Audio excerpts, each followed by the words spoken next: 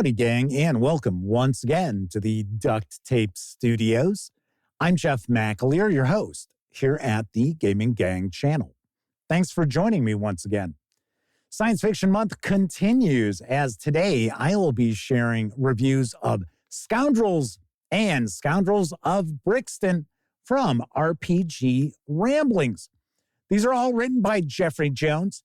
Now, Scoundrels does clock in at 92 pages. It is available as a print and PDF combo for $20.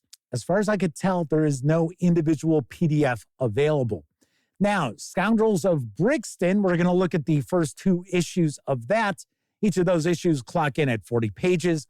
They are available as print and PDF combinations for $18 each. You can score just the PDFs alone over at DriveThruRPG for $8 each.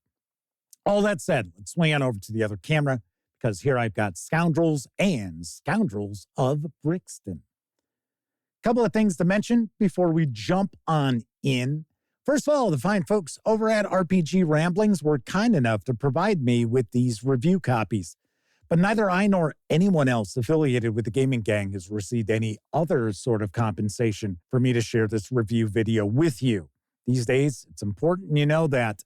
We're also not going to look at each and every page of these zines, but I do want to give you a really good feel for what you're going to find inside. I should also point out, Scoundrels is sort of its own thing, and then these two issues of Scoundrels of Brixton are kind of their own thing. So Scoundrels is fairly system agnostic, although it does lean towards Blades in the Dark, Forged in the Dark, whereas Scoundrels of Brixton is designed for the Cepheus Engine, which also means you can utilize these with Mongoose Traveler and most Traveler releases, to be honest. Much of the content in these two issues are also found in Scoundrels. So I want to make sure that you understand that if you are interested in these toolkits, it's one or the other essentially. But I did want to just share them together in a single video. So the first thing we're going to take a peek at is Scoundrels. And the premise here is if you are running a modern or science fiction role-playing game and your player characters are criminals. Now, they could be baddies, they could be Robin Hood types. Doesn't matter. As long as you're engaged in criminal activities, you will find Scoundrels as well as Scoundrels of Brixton to be of interest to you.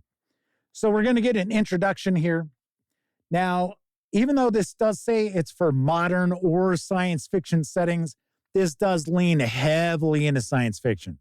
So you would have to tweak a good amount of this, especially when we get into these city districts and the various different factions, things like that. Yeah, you would have to do some tweaks if you want to just use it as a modern setting toolbox. But we get into the city districts, and of course, this is kind of a hive of scum and, oh, well, you know. And each of these areas, we're going to get some places that are of interest, as well as a trio of important NPCs. And these are pretty well done. These are pretty cool. And the NPCs have a good amount of variety to them also.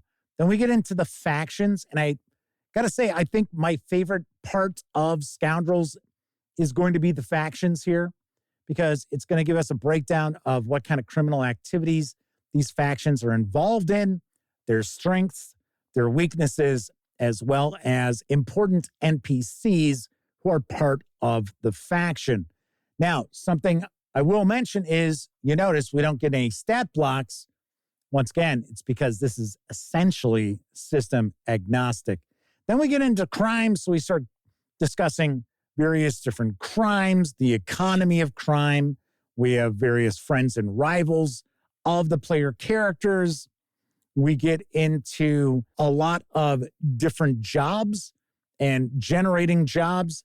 Now, one thing that this draws from Blades in the Dark and Forged in the Dark is that even when you come up with a job, for an example, we've got these job seeds, your players aren't going to sit around for hours game planning how they're going to approach this job.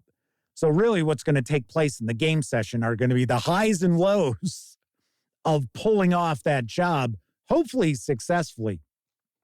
We also get some information about law enforcement and the heat that the player characters are going to generate. So, of course, they will have the authorities breathing down their necks. And then we got some downtime activities as well. Some discussion of Blades in the Dark and some changes to the playbooks if you are using this for Blades in the Dark. So that's a look at Scoundrels. Now let's take a peek at Scoundrels of Brixton. And one of the first things I'm going to mention is the production quality for these zines jumps. The paper stock, nice and thick. Really like these zines. And it's important to keep in mind that a lot of information that's in these 2 issues are also in this single release. So once again, I want to make sure that you understand you don't need to buy all 3. It's just depending on what system you plan on using these toolkits with is what direction you're going to want to go in. So we get a subsector map. We get a discussion of the sector. We get some history. We get a breakdown of Deluvia. Key players, once again, we're going to get into the various different factions here and missions that will take place in the city. So here we've got the Sky City. So once again, we're just getting small nuggets of information. We are not getting page upon page of background about the setting. We do go and get into those factions again, and they are the same factions. The information is pretty similar. One thing I really like, though, is we had stat blocks. So those important NPCs, we now get stat blocks for. And as you can see, just the layout is really well done. Not to say that it wasn't in Scoundrels, but this scene has a little more visual pop to it than Scoundrels did, at least in my opinion. So here's the second issue. Once again, we're going to get more information that we saw previously in Scoundrels. So we'll also, once again, get more of the factions, more of the important NPCs, the background on them, what kind of criminal activities they're mixed up in, and so forth. But all in all, really do like these quite a lot and could certainly see busting these zines out for use with Traveler or Cepheus Engine or, of course, Blades in the Dark or Forged in the Dark. So that is a peek inside Scoundrels and Scoundrels of Brixton. Let's swing on over to the other camera so I can share some final thoughts and give these a review score. So I'm going to give a single review score because they actually break down pretty similarly, even though they're essentially kind of 2 different product lines, I guess I would say. But the thing is, the selling point for Scoundrels is that you get 92 pages of content with the softcover and the PDF carrying an MSRP of $20. And of course, Scoundrels of Brixton, those 2 issues are a little bit more. And you're getting a little less content, but you're also looking at kind of a sharper presentation and stat blocks for Cepheus Engine. So, like I said, they kind of equal out the 2 similarly. So I like this quite a bit. I think these are really nice toolboxes if you are running a science fiction setting or a modern setting where your player characters are criminals or they kind of live on the edge of legality or skirt the line of legality.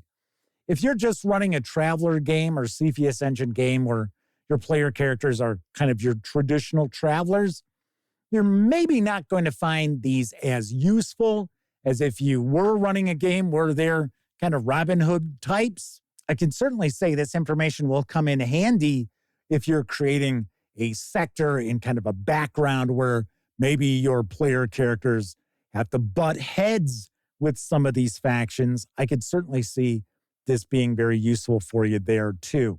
So on a scale of 0 to 10, I give Scoundrels and Scoundrels of Brixton a 7.5 out of 10.